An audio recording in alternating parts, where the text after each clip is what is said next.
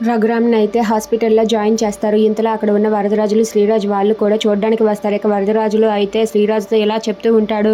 అక్కడ మిస్ అయిన మర్డర్ ఇక్కడ మిస్ అవ్వకూడదు. ఇప్పుడు ఎలాగైనా సరే వాడు చనిపోవాలి. నువ్వేం చేస్తావో, ఎలా చేస్తావో నాకు తెలీదని చెప్పి వరదరాజులు శ్రీరాజ్‌తో అంటాడు. అది విని శ్రీరాజ్ అయితే సరే నాన్న అని చెప్పి అంటాడు.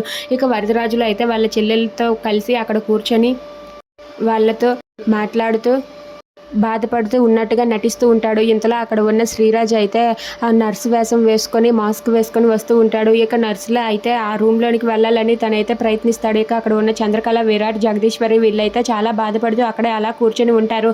ఇక ఇంతలో అక్కడ ఉన్న శ్రీరాజ్ అయితే నర్స్ డ్రెస్ వేసుకొని అక్కడి నుండి వెళ్ళి ఆ రఘురామ్ గదిలోనికి అయితే వెళ్తాడు. అది గమనించక అక్కడ ఉన్న విరాట్ వాళ్ళైతే అలా చూస్తూ ఉంటారు. ఇంతలో అక్కడ ఉన్న వరదరాజులు అయితే అది చూసి చాలా సంతోషిస్తాడు. ఇక శ్రీరాజ్ అయితే ఆ రఘురామ్ గదిలోనికి అయితే వెళ్ళిపోతాడు. ఇంతలో అక్కడికి డాక్టర్ వస్తారు. డాక్టర్ రాగానే విరాట్, జగదీశ్వరి వీళ్ళందరూ కూడా లేచి మేడం ఎలా ఉంది మేడం అని చెప్పి అడుగుతూ ఉంటారు. దాంతో అక్కడ ఉన్న ఆ డాక్టర్ ఇలా అంటూ ఉంటుంది, ట్రీట్మెంట్ అయితే జరిగింది, అతను ఇంకా స్పృహలోనికి రాలేదు, స్పృహలోనికి వచ్చాక మీరు చూద్దురు గాని అని చెప్పి అంటుంది. ఇంతలో అక్కడ ఉన్న శ్రీరాజ్ అయితే రఘురామ్‌కి ఉన్న ఆక్సిజన్ మౌత్‌ని తీసేసి పిల్లోతో తన నోటిని అడ్డేస్తూ ఉంటాడు. దాంతో అక్కడ ఉన్న రఘురామ్ అయితే ఊపిరితో కొట్టుమిట్టాడుతూ ఉంటాడు. ఇంతలో అక్కడ ఉన్న జగదీశ్వరి అయితే డాక్టర్‌తో ఇలా అంటూ ఉంటుంది, నేను అర్జెంటుగా నా భర్తను చూడాలి అంటూ పరిగెత్తుకుంటూ లోపలికి వస్తూ ఉంటుంది. అది చూసి అక్కడ ఉన్న వరదరాజులు కంగారు పడుతూ ఉంటాడు. ఇక డాక్టర్ అయితే ఇప్పుడు వెళ్ళకూడదు అని చెప్పి అంటుంది. అయినా సరే ఆగకున్న జగదీశ్వరి పరిగెత్తుకుంటూ వస్తుంది. Please subscribe.